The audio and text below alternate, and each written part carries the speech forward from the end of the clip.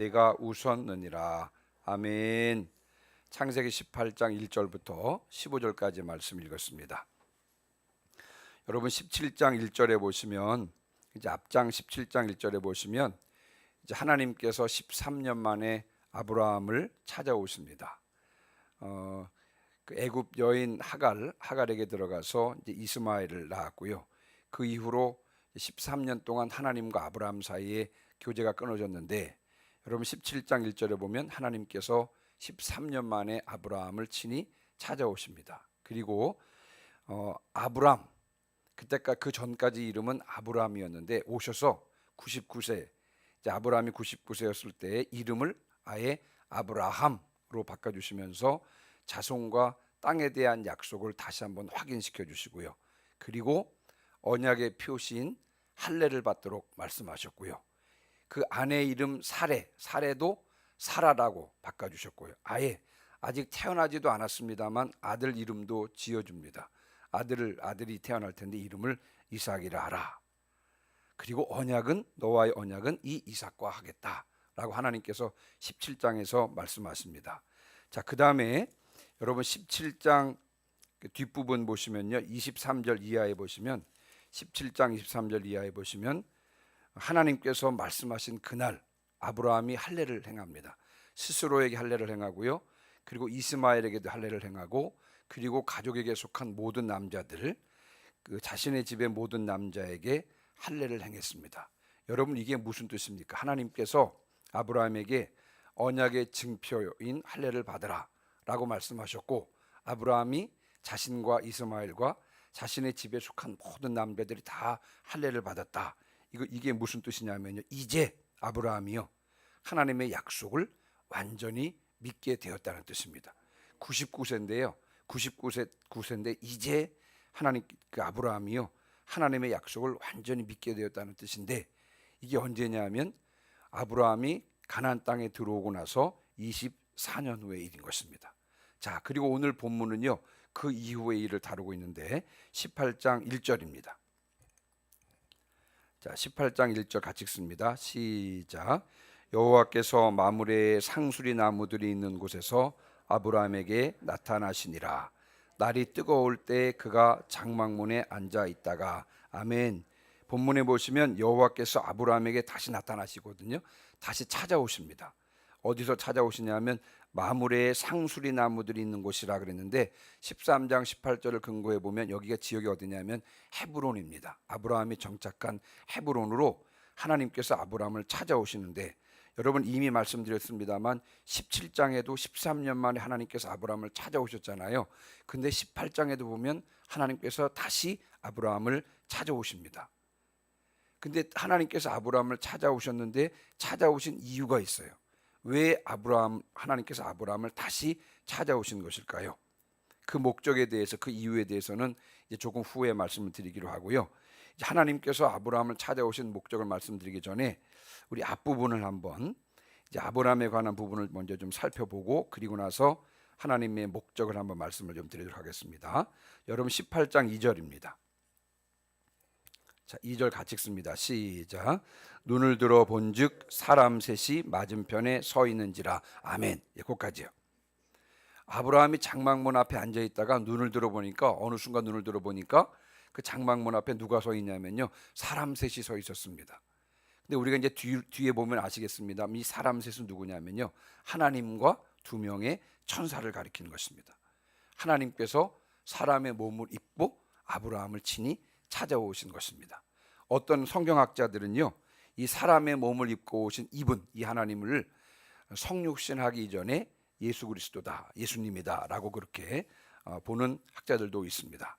자, 이제 아브라함이 이들을 보고는 이들을 맞아들입니다. 그런데 여러분 오늘 아까 이제 성경 읽으시면서 느끼시는 분들 있으시겠지만, 그 아브라함이 이 세 명의 사람을, 다시 말씀드리면 하나님과 이 천사를 그 대접하는 과정을 보면요, 좀 과다할 정도로 극진하게 이들을 맞이하는 모습을 볼 수가 있습니다. 어떻게 그렇게 볼 수 있냐면요, 한번 좀 몇 군데 볼 텐데, 여러분 2절 한번 보시면요, 2절 끝부분에 보시면 달려나가 영접했다 그랬습니다. 장막문 앞에 있다가 이들을 보니까 막 달려나갔습니다. 달려나가서 영접했고요. 3절에 보니까 몸을 땅에 굽혔다 그랬습니다. 몸을 땅에 굽히고 최대한 예의를 갖추고 이들을 맞아들였고요. 자, 6절에 한번 보시면요. 6절. 아브라함이 아내 사라에게 가가지고 뭐라고 말하냐면요. 속히 고운 가루 세스아를 가져다가 반죽해서 떡을 만들라 이렇게 말씀하고 있습니다. 자, 근데 여기서 말하는 가루는 밀가루를 말하는 것인데요. 고운 가루는 귀한 손님에게만 제공되는 밀가루입니다.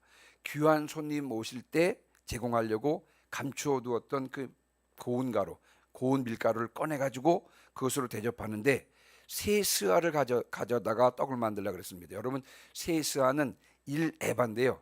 1에바는 몇 리터냐면 21리터입니다. 제가 양 가늠이 잘 안 돼가지고 1.5리터짜리 여러분 사이다병 1.5리터짜리로 15개쯤 되는 것입니다. 그러니까 세 사람이 먹기에는 너무 충분한 양이에요. 그렇죠? 그러나 지금 그 정도 가지고 떡을 만들라고 아내에게 말했을 뿐만 아니라 여러분 7절 보시면요. 기름지고 좋은 송아지를 잡아서 하인에게 주고 요리하라 그랬습니다. 그리고 8절 보시면 자, 그들 앞에 차려놓고 나무 아래에 모셔 섬에 그들이 먹으니라. 무슨 말이냐면 음식을 차려놓고 옆에서 서빙하는 거 딱 써가지고 이렇게 그 나그네 세 사람이 자신이 차려놓은 음식을 잘 먹도 옆에 서서 잘 서빙하는 것을 볼 수가 있습니다. 여러분, 이것을 통해서 무엇을 할 수 있습니까? 아브라함은 자신의 귀한 것을 아끼지 않고 넉넉하게 최선을 다해서 지금 나그네를 대접하고 있다는 것입니다. 여러분, 혹시 아브라함은 이 세 사람이 하나님과 천사 두 사람이었다는 것을 지금 알고 이렇게 영접하고 대접하는 것입니까? 여러분, 그렇지 않습니다. 히브리서 13장 보시면요. 13장 1절로 2절 말씀, 이런 말씀이 있습니다. 형제 사랑하기를 계속하고 손님 대접하기를 잊지 말라.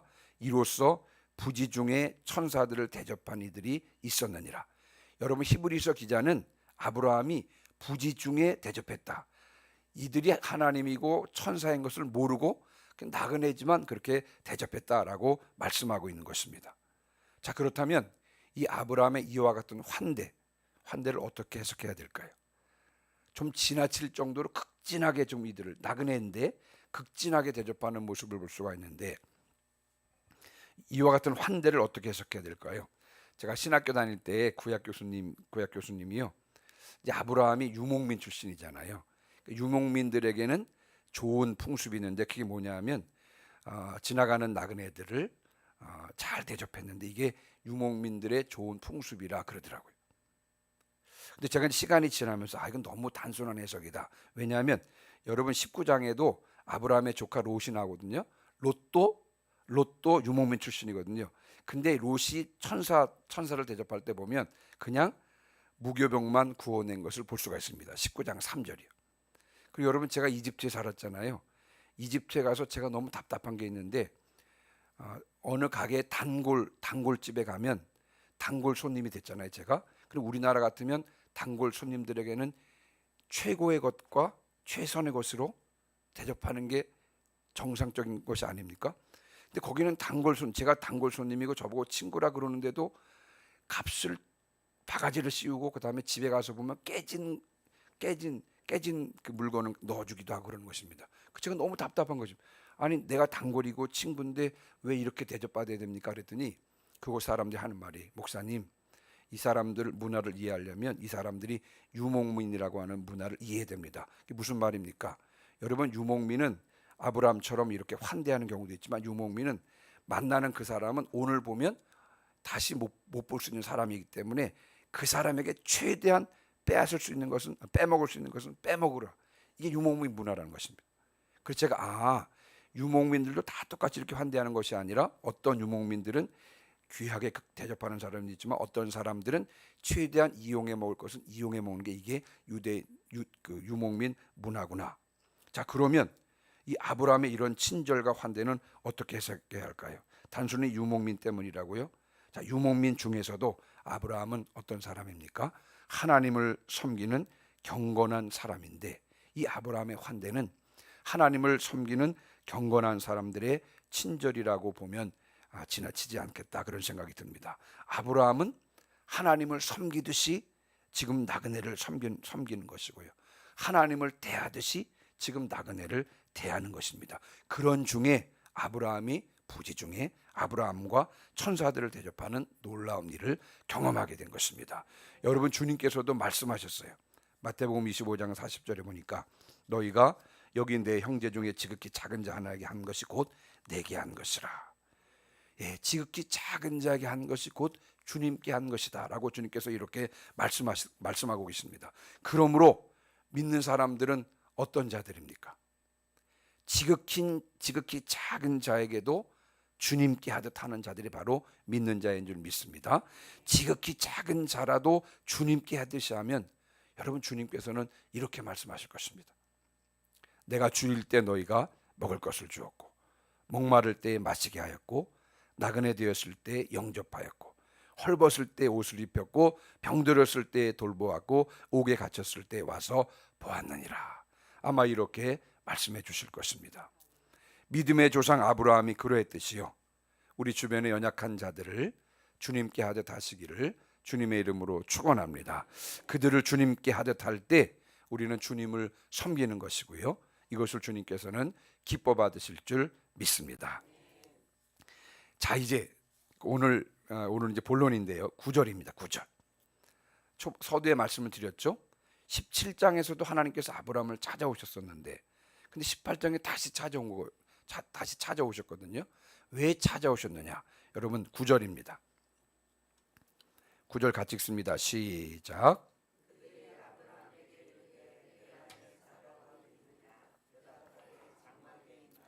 아멘. 하나님과 두 천사가 아브라함에게 묻습니다. 네 아내 사레가 어디 있느냐? 여러분, 그들이요 아브라함에게 그들이 아브라함을 방문한 목적이 나오는데요, 이번 방문의 초점은 아브라함에게 있는 것이 아니라 누구에게 있다고요? 사라에게 있는 것입니다. 그래서 이렇게 묻는 것입니다. 내 아내 사레가 어디 있느냐? 이렇게 물은 이유는 뭐냐면, 이번에 하나님께서 방문하신 목적은 아브라함에게 볼 일이 있는 것이 아니라 누구에게 볼 일이 있다고요? 아브라함의 아내인 사라에게 지금 볼 일이 있는 것입니다.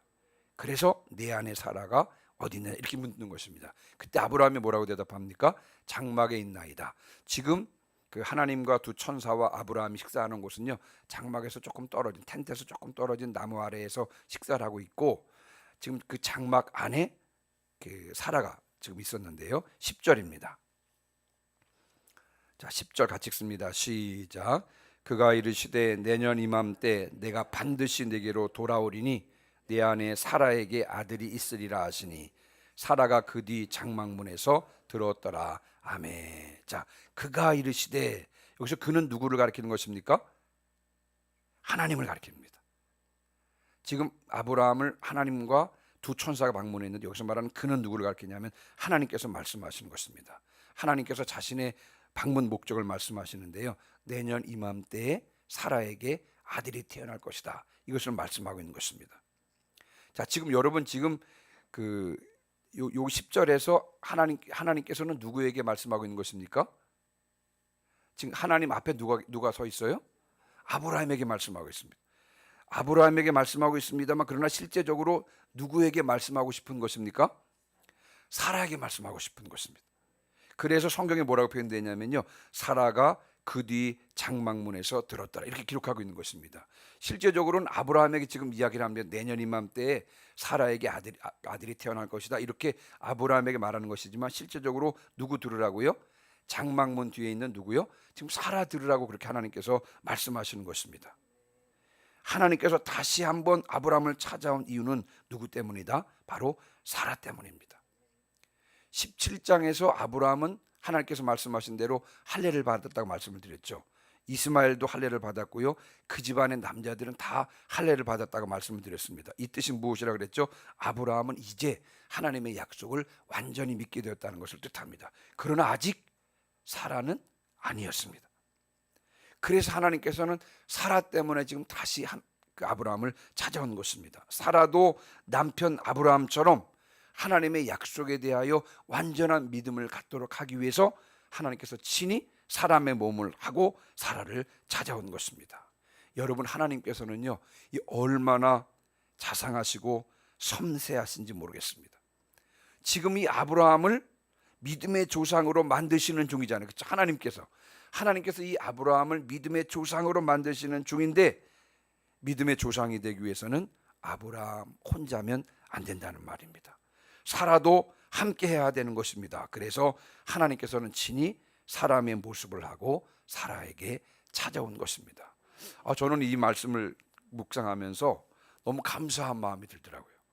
이야, 하나님께서 아브라함을 지금 믿음의 조상으로 만들어가는 중인데, 사라도 함께 세우시기 위해서 아브라함을 찾아오시고, 또 사라에게 아직도 믿음이 부족하니까 또 찾아오셔서 그가 믿음을 가질 수 있도록, 하나님의 약속에 대한 믿음을 가질 수 있도록 또 찾아오셔서 말씀해 주시는 이와 같은 하나님의 모습이 바로 우리를 대하시는 하나님의 모습이구나, 이런 생각을 하면서 감사했습니다. 여전히 우리가 좀 부족하고 또 연약하지만, 그러나 그럼에도 불구하고 온전한 믿음의 사람으로 세워주시기 위해서 또 말씀하시고 찾아오시고 인도하시고 이끄시는 분이 바로 우리의 하나님이신 줄 분명히 믿습니다. 자, 11절입니다. 자, 11절 같이 읽습니다. 시작. 아브라함과 사라는 나이가 많아 늙었고 사라에게는 여성의 생리가 끊어졌는지라. 아멘. 자, 하나님께서요, 아브라함에게 말씀하시지만 실제적으로 사라가 들으라고 말씀을 하시면서 내년 이맘때에 사라에게 아들이 태어날 것이다, 이렇게 말씀하지만 11절에 보니까 성경은요, 현재 사라의 현실적인 상황을 말씀하고 있는 것입니다. 그러면서 이렇게 말씀하고 있어요. 아브라함과 사라는 나이가 많이 늙었고 사라에게는 여성의 생리가 끊어졌더라. 무슨 말씀입니까? 현실적으로 진단해 보면 사라는 아이를 낳을 수 있다 없다? 낳을 수 없다. 사라는 임신이 불가능하다는 것입니다. 이것이 현실적인 진단인 것입니다. 그럼에도 불구하고 하나님께서 뭐라고 말씀하세요? 내년 이맘때에 사라에게 아들이 태어난다는 말씀이시고, 그러나 현실적으로는 도저히 믿을 수 없는 상황이라고 하는 것입니다. 그래서 여러분, 사라가 반응을 합니다. 하나님께 반응합니다. 그것도 장막 문 뒤에서 속으로 반응하는 것입니다. 장막 문 뒤에서 혼자서 속으로 반응하는데 어떻게 반응하고 있습니까? 여러분, 12절입니다. 12절 같이 읽습니다. 시작. 사라가 속으로 웃고 이르되 내가 노쇠하였고 내 주인도 늙었으니 내게 무슨 즐거움이 있으리요. 아멘. 사라는 자신의 몸 상태를 누구보다도 잘 알고 있었습니다. 여러분, 생리가 끊어졌습니다. 그런데 무슨 아들이 태어난다는 말입니까? 말이 됩니까? 말이 되지 않습니까? 말이 되지 않습니다. 현실적인 상황으로만 보면 말이 되지 않습니다. 그래서 여러분, 속으로 웃었다 그랬습니다. 장막 문 뒤에서 그냥 속으로 웃은 것입니다. 아이고, 내가 노쇠했고 또 생리도 끊어졌는데 무슨 아들이야. 이렇게 속으로 웃으면서 그렇게 반응한 것입니다. 사라는 자신의 현실적인 상황을 바라보았고요, 그러므로 하나님의 약속을 믿을 수가 없었던 것입니다. 여러분, 사라의 이런 상황은 우리의 상황과도 똑같습니다. 우리도 여러분 마찬가지입니다. 우리가 우리의 현실적인 상황이나 여건만 바라보면 여러분, 우리가 하나님의 약속을 믿을 수 있겠습니까? 여러분, 결코 믿을 수 없는 것입니다.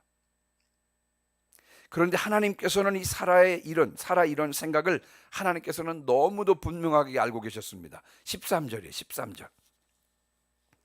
제가 13절 읽습니다. 여호와께서 아브라함에게 이르시되 사라가 왜 웃으며 이르기를 내가 늙었거늘 어떻게 아들을 낳으리요 하느냐. 여러분, 하나님께서는 사라의 이 생각, 이 마음의 생각을 너무도 분명히 알고 계셨습니다. 그리고는요, 하나님께서는요, 사라가 붙잡아야 될 것, 사라가 바라봐야 될 것이 무엇인지를 더 명확하게 말씀하시는데 그게 14절입니다. 14절 같이 읽습니다. 시작.